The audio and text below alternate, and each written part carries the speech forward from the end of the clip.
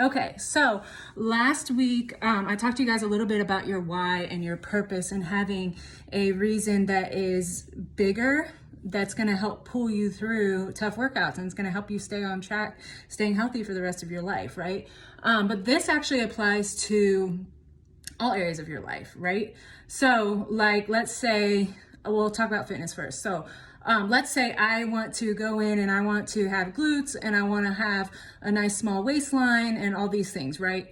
But if I don't have a reason that's bigger than that, I'm not going to be able to stick to the nutrition like I need to, and I'm not going to be able to continue doing the workouts if I don't like truly love it or something.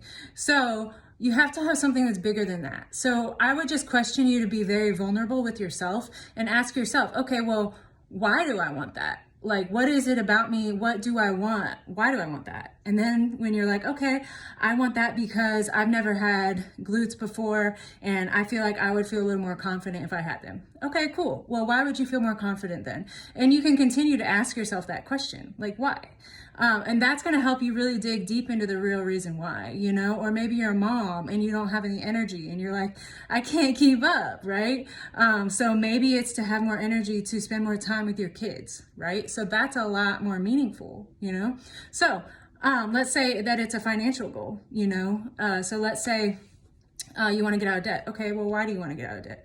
To have more freedom. Okay, well, why do you want more freedom? Because I don't want to just live to work. Well, why not? So you could just like continue to ask yourself that why, and then you'll come to this point where you're like, that's the real reason. That's the deep root. So what is the root? What's the real reason?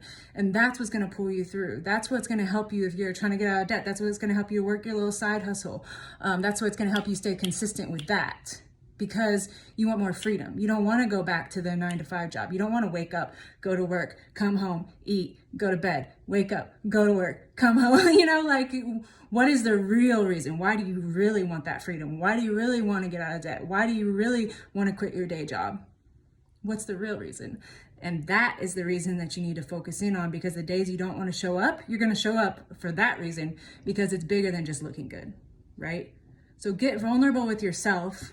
Write it down when you figure it out, share it with somebody, and just stick to it. Like, remember that when you want to quit.